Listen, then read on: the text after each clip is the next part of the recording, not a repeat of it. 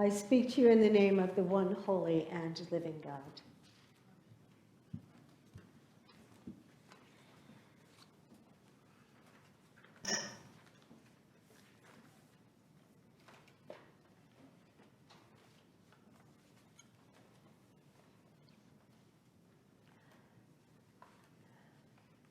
Each tentative step, I had to pause and adjust the heft of a rough-hewn cross on my shoulder as I made my halting way to the altar steps and there laid down the burden of this enormous, cumbersome cross. And having completed my part of the Good Friday liturgy, I sat down in the chancel facing the church, half full of people.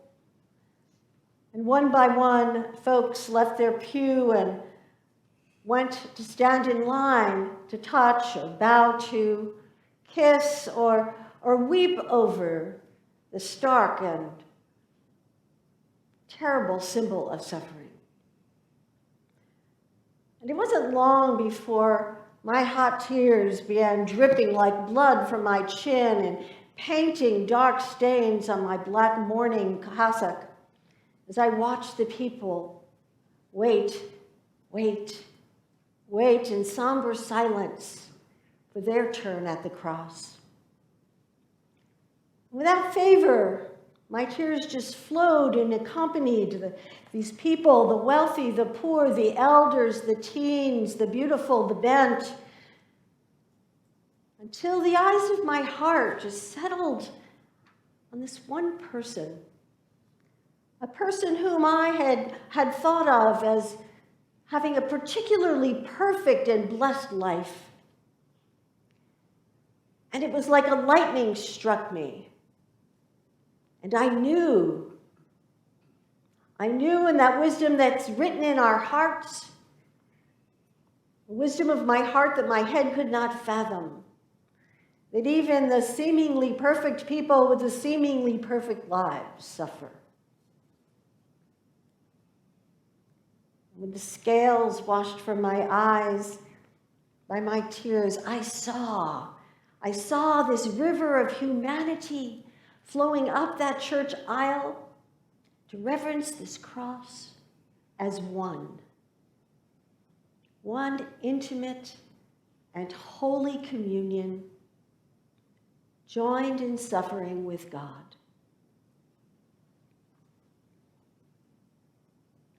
See, suffering is the great equalizer. Suffering cuts through every thread of diversity. Suffering is born in the heart of every human being.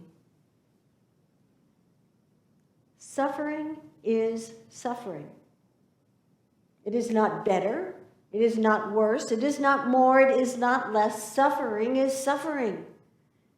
Great riches do not protect us from suffering, neither does brilliance or poverty, good judgment or folly, make our suffering more or less. In suffering, we all participate.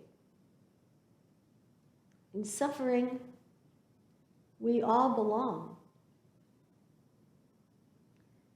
This truth, the wisdom written on the heart, is that we are one. We are one holy communion, joined in suffering with God. And maybe, just maybe, this is the good news of Good Friday. We cannot and we will not suffer alone. This night we weep. We weep the tears of the powerful, the poor, the dying, the yet to be born, the pious, the pretentious, the murdered innocents and their perpetrators. This night we are one holy communion joined in suffering with God.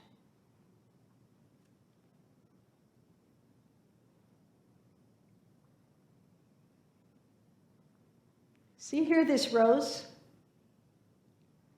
We are as this rose. At the top of the rose, the outside of the rose, we are as separate petals. And some of them are bent, falling, crinkled, wrinkled, torn, almost perfect. But as we look more carefully at the rose, we see that we look like we are not touching one another. We really are wrapped around one another. And wrapped around one another and enfolding one another more and more tightly as we move down to the stem, to the stem, to our root, through which we receive the sustenance and the nurturance of our one life, one rose.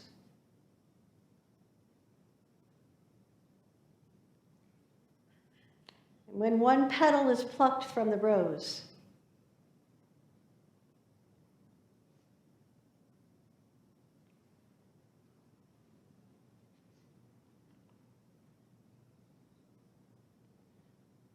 this night, this Good Friday night, let us remember we are one. We are one holy communion, joined in suffering with God. Amen.